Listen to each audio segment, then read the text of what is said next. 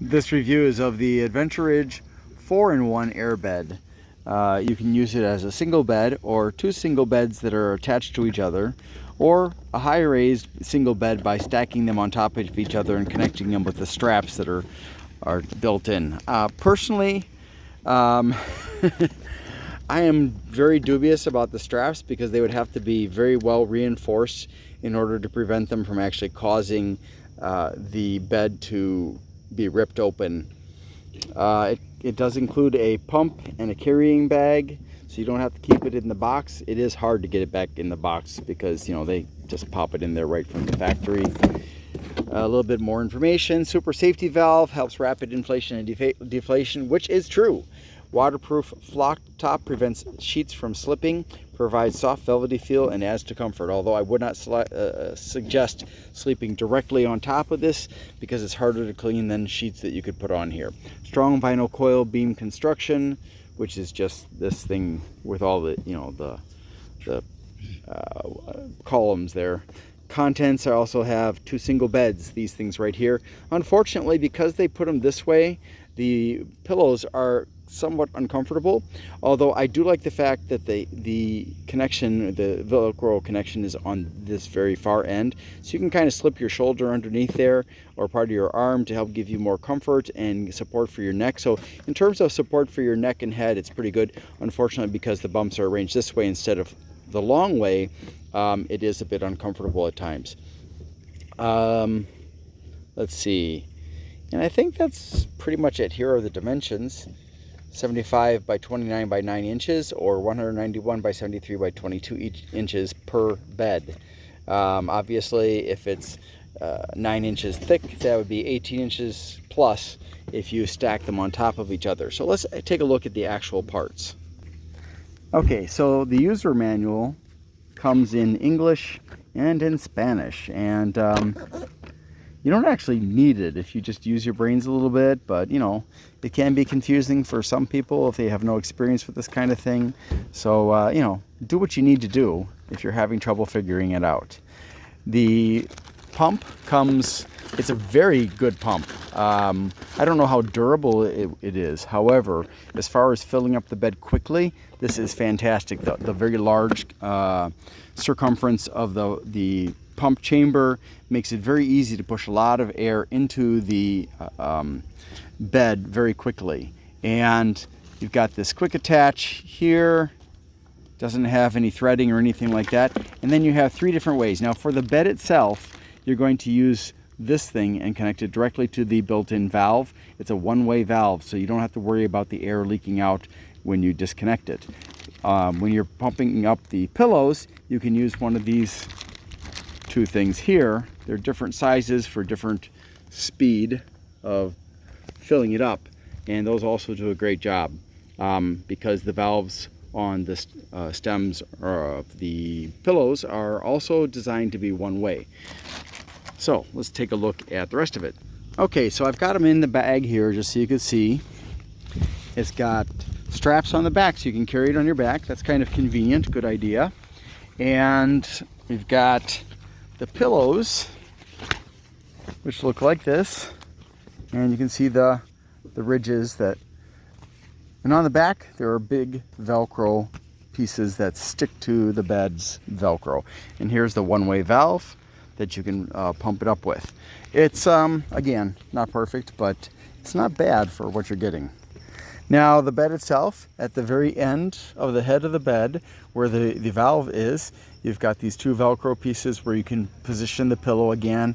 That allows you about this much space for your shoulder so you can properly support your neck. Otherwise, you know, I don't know about you, but I have cervical spondylosis, maybe some radiculitis, and that makes it very, very important to keep my neck supported properly when I sleep, or anything really. And here it is. If you want to exhaust the air out quickly, you can open up this part so that you can push the air out very, very fast, and that's a great design idea.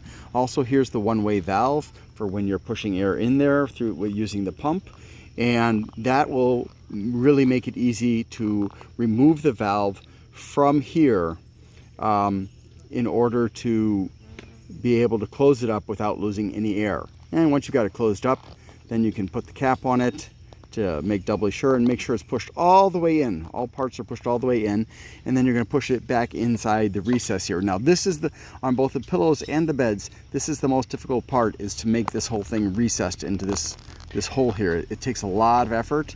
So my suggestion is wait until it's fully inflated, close it up really securely, and then you're going to want to use both of your hands and firmly, but carefully not to break the seam. In other words, rip it, push it all the way in so it's not sticking out, because you don't want to accidentally hit it in the middle of the night somehow and pull this flap open, and somehow it all gets opened up and then you're on a flat bed. Unfortunately, the other mattress was fine. However, this mattress has, I should say, got a puncture in it, which is quite close to the seam. It's somewhere in the middle along the side, one of the sides. We did try to use the little patch thing that came with it, which is down in here somewhere. They give you a little bit of patch material. They give you this, and it says to clean the area and then apply it for half an hour before you inflate the mattress. Now, the problem with a tear of the seam, it's basically impossible to fix with something like this. And anything near the seam, if it's too close to the seam like our puncture was, which it came out of the box that way, and I don't know how it got punctured, but unfortunately with it that close to the seam, it was like maybe that far from the seam, about 1/4 inch or less, and we couldn't get it to seal it. We put it on there, I applied it very firmly and scraped it down to make sure it would stick, and half an hour went by and inflated it, and within a short time it was deflating again. So unfortunately we're going to be taking this back to the store. And I also have to mention, this is the second time I've bought this product from Aldi. And the first time I got it, it had a leak too, and so I took it back because it was an unfixable leak, just like this time. It wasn't a puncture that time, it was a break in the seal. So twice in a row, and it was years ago in a different state when I bought it last time. So I'm just not going to be buying this product anymore. Also, when I bought it the first time, I did try stacking them on top of each other, like it suggests can be done in on the box, and I found that that was not very ideal. Also, if you fully inflate the beds, you will discover that, well, they're pretty hard. So what our experience is from using these is, don't fully inflate them. Give them a little bit of give, and try to find the ideal amount of give that works best for you, so that your spine is straight and your hips are not hitting the ground.